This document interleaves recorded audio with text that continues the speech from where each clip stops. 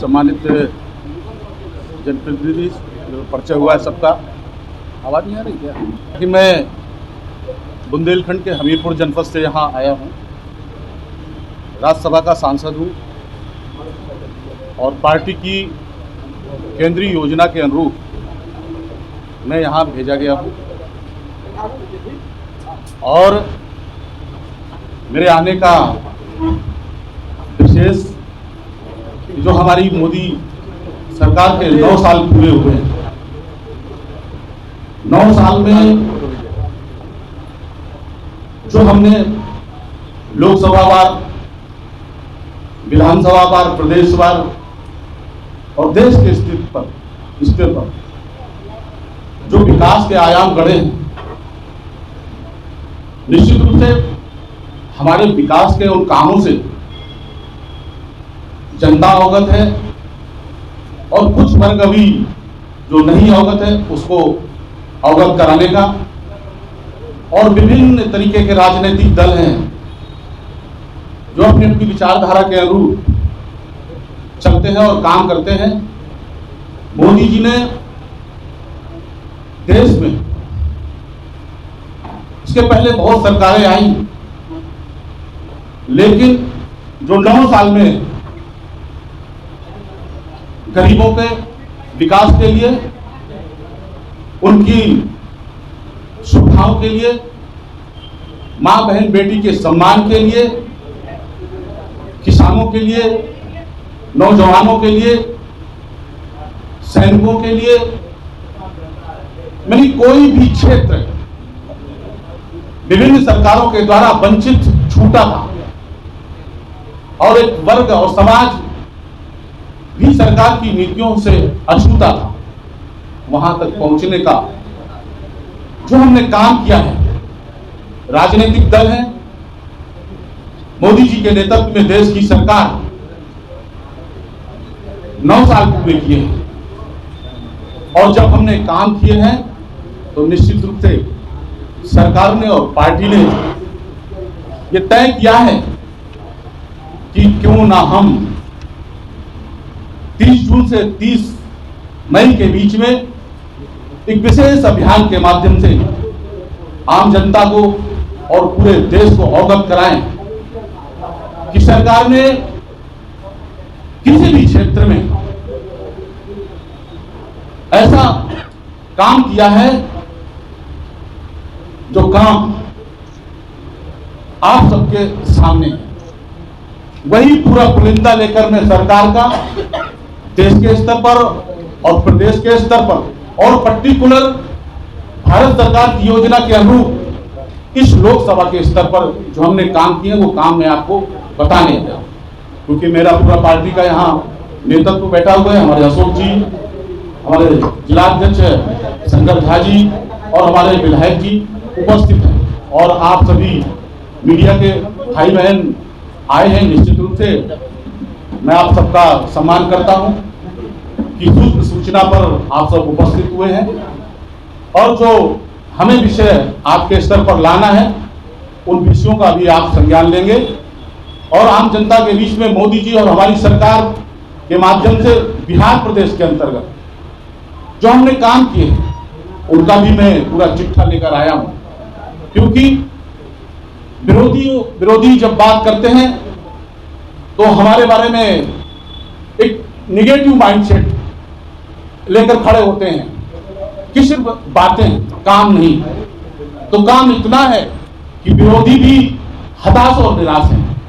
विरोधी भी जानते हैं कि देश में अगर मोदी जी काम न किया होता तो लगातार प्रदेशों में और देश की सत्ता में हमको बैठाने के लिए बार बार अवसर दिया है और लगातार अवसर देती चली जा रही है।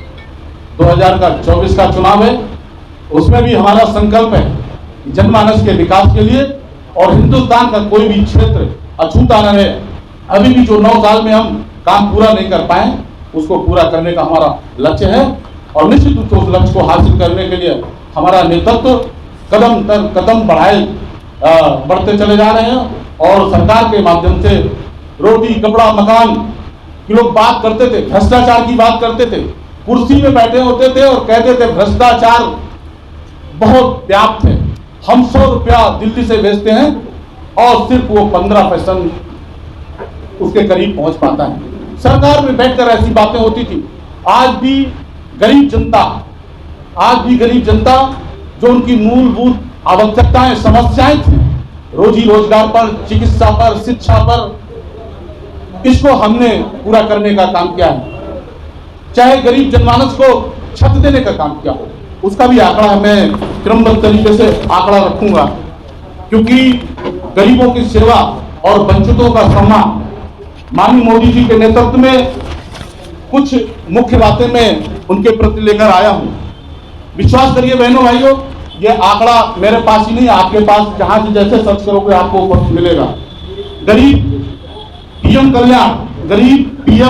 कल्याण अन्न योजना के तहत 80 करोड़ लोगों को कोरोना एक बीमारी ऐसी आई थी जिससे वाकई में रोजी रोजगार से लोग अछूते हो गए थे और ये समस्या खड़ी हो गई थी। मोदी जी ने 10 कदम आगे बढ़कर सोचा कि नहीं, मेरे हिंदुस्तान का कोई भी व्यक्ति, कोई भी गरीब भूखा ना सोए। आज भी योजना लगातार चल रही है। अन्न वितरण का जो काम हो रहा है पूरे देश में 80 करोड़ लोगों के करीब और दरवाजे पर पहुंच रहा है। एक एक अन्न जो तय किया है केंद्र सरकार ने वो पहुंच रहा है। नल से जल, रोटी कपड़ा मकान की तो बात करते थे, पीने की पानी की समस्या बहुत विकराल मुंह बाय खड़े हुई थी विभिन्न क्षेत्रों पर। आप विश्वास करिए 11.88 करोड़ नल से जल के कनेक्शन हुए और ये लक्ष्य कोई भी हिंदुस्तान का और कोई भी इस मधुबनी लोकसभा क्षेत्र का भाई बहन ग्रामीण क्षेत्र में कहीं भी रहता हो, उसके दरवाजे पर नल लगने की योजना है। ये लक्ष्य बहुत बड़ा था। कोरोना ना आया होता, मुझे लगता है ये योजना पूर्णता को प्राप्त होती। जैसे प्रधानमंत्री आवास योजना के तहत 3 करोड़ लोगों को देशव्यापी आवास उपलब्ध हुए हैं। स्वच्छ भारत मिशन के तहत 11.72 करोड़ शौचालय के निर्माण हुआ है। लोग कहते हैं शौचालय बहुत छोटी चीज। अरे भाइयों, आप विश्वास करिए कि माँ बहन बेटी की इज्जत बाहर खेत खलियान में जाती थी, इज्जत तार तार होती थी। उस घर में बुजुर्ग रहता था, 80 साल का है, 75 साल का है, जब लोटा लेकर बाहर जाता था तो शौच के लिए नहीं जाता था, वो गंदगी लेकर घर आता था। और मेरे घर में बहन बेटी घूंघट डाल के आती थी, दूसरे घर से आती थी। जवान बेटी जब बाहर जाती थी तो मेरी इज्जत तार तार होती थी। ये किसने सोचा? मोदी जी ने किया। 11.72 करोड़ शौचालय दिए। पीएम स्वनिधि योजना के माध्यम से 34.45 लाख रेहड़ी पटरी वालों को मिला आर्थिक बल, ये मोदी जी ने किया। मुद्रा योजना के तहत 39.65 करोड़ इनको लोन प्राप्त हुआ है मुद्रा योजना के अंतर्गत। राष्ट्रीय पिछड़ा वर्ग वाला, कांग्रेस की सरकार रही, अन्य गठबंधनों की सरकार रही, लेकिन पिछड़े वर्ग का जो आयोग गठित था, जहां पिछड़ा वर्ग के लोग अपनी शिकायत कोई भी समस्या को लेकर कर सकते थे, मोदी जी ने पहला काम पिछड़ा वर्ग आयोग का गठन किया, जो जिसको संवैधानिक दर्जा मिला है। कोविड के दौरान 20 करोड़ महिलाओं के खाते में कैश ट्रांसफर हुआ।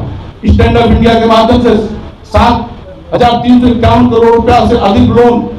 वर्तमान में केंद्र में 60% मंत्री, केंद्र में 60% मंत्री पिछड़ा और दलित हैं।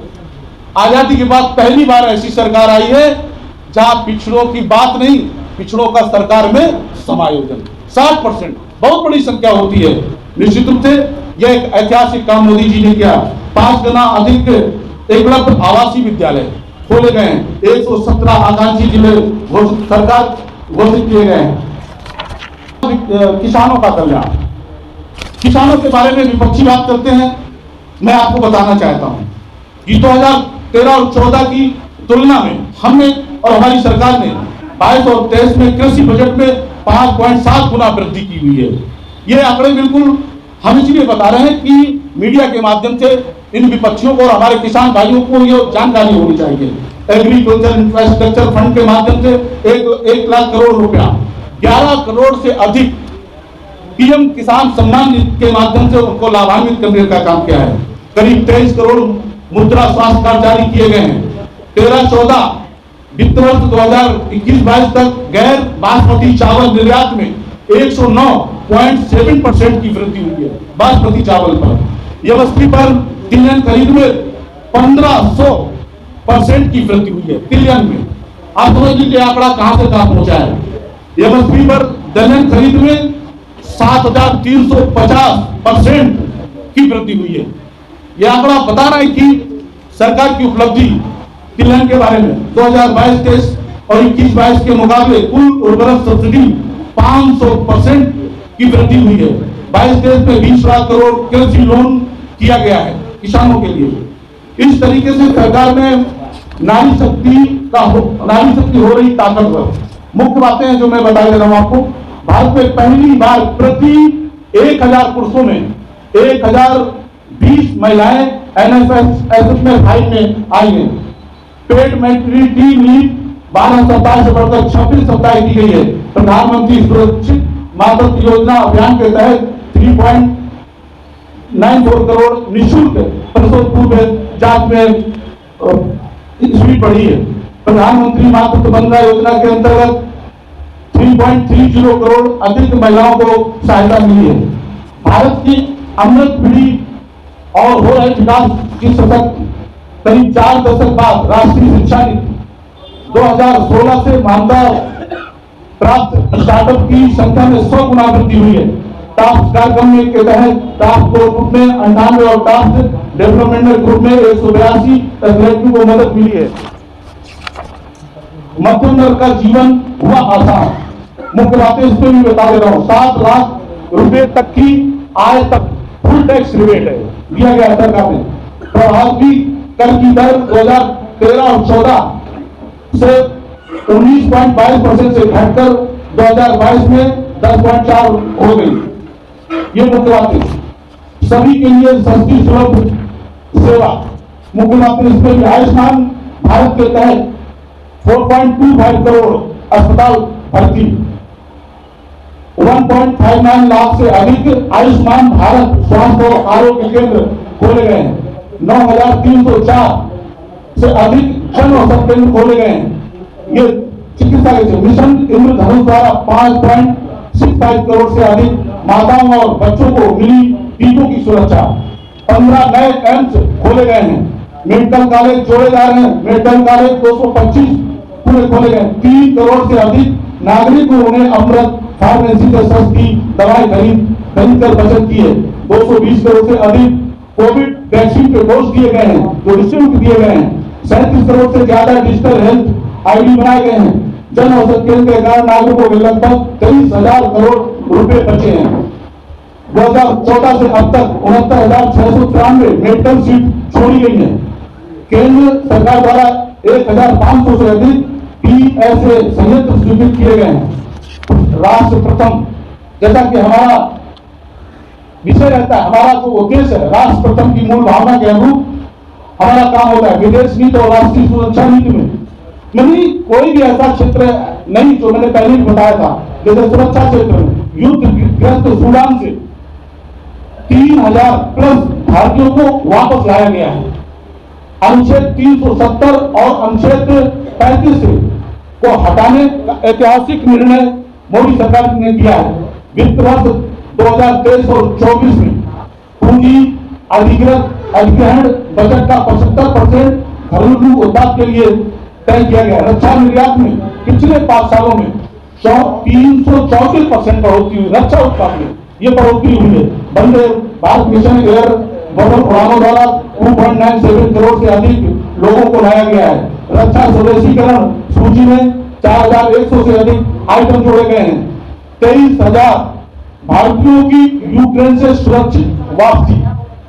नहीं युद्ध चला तो युद्ध के दौरान मोदी जी के सरकार का साथ देखिए, हमारे विदेश मंत्री जी का साथ देखिए, मोदी जी का साथ देखिए कि उस दौरान भारतीयों की यूक्रेन से सुरक्षित 23,000 लोगों की वापसी हुई है।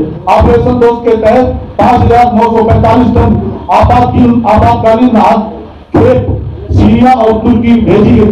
सीरिया और तुर्की नहीं हम जोड़ने वाली जो बात करते हैं, हम कोई भी देश हो, कोई भी समाज हो, कोई भी धर्म हो, किसी भी विशेष जात धर्म का देश हो, हमारी जो मूल भावना है सबका साथ, सबका विकास, सबका विश्वास और सबकी सेवा का जो हमारा लक्ष्य और संकल्प है, उसी संकल्प के तहत विदेश में हमने जाकर, हमारी सरकार ने जाकर ऑपरेशन दोस्त के तहत 5,945 टन आपातकालीन राहत खेत, सी और तुर्की को भेजी।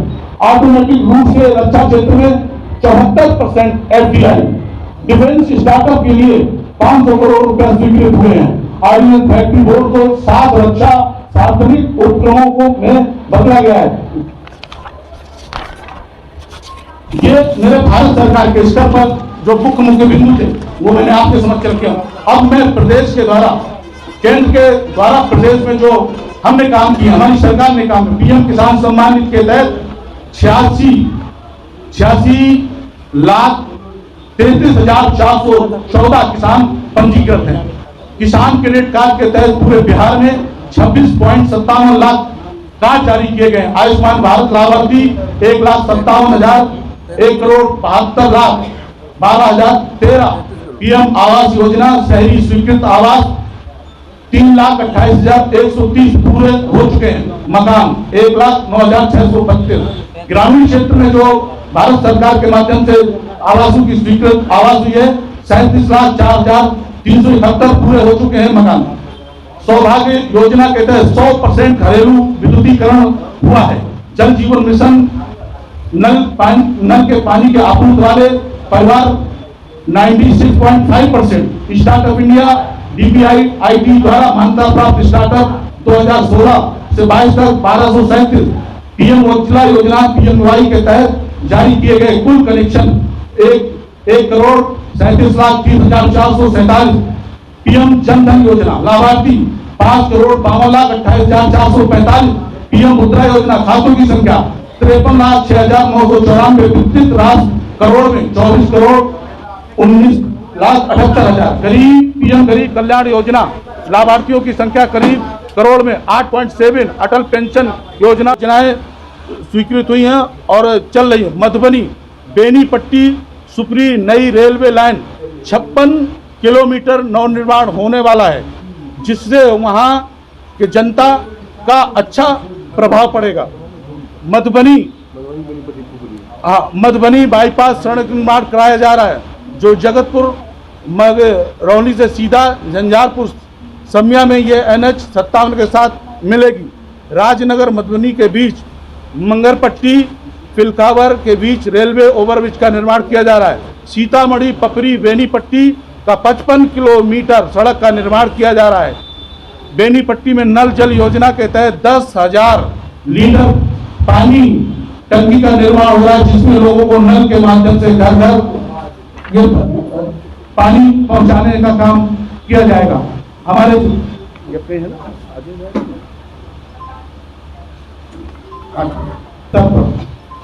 प्रदेश स्तर पर जो भी विकास की योजनाएं थी वो मैंने लगभग आपको बताया है।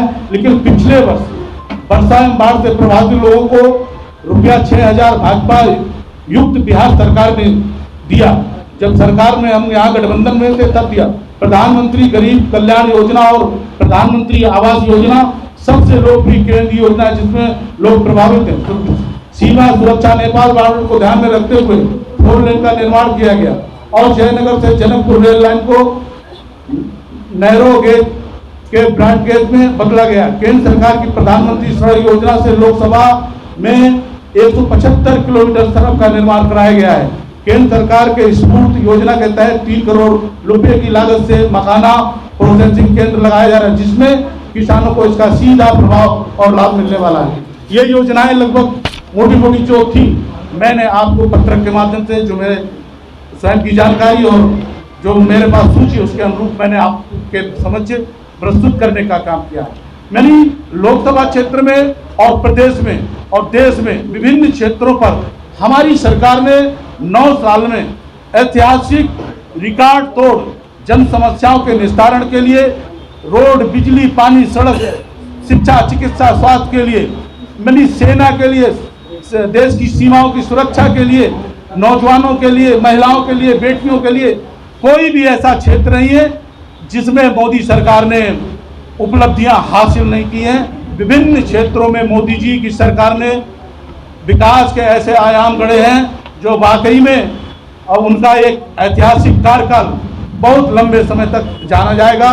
प्यारे बहनों, भाइयों, पत्रकार साथियों, मित्रों, जो भी विषय प्रदेश के स्तर पर और केंद्र के स्तर पर और लोकसभा के स्तर पर मुझे आप सबके समक्ष प्रस्तुत करना था, लगभग वो विषय मैंने आपके सामने प्रस्तुत कर दिए। जो भी आपके प्रश्न होंगे उनका भी मैं एक उत्तर देने के लिए तैयार हूँ। हार और जीत, हम राजनीतिक दल हैं, जीत होती है तो लक्ष्य बड़ा होता है, काम के लिए संजीदा होते हैं।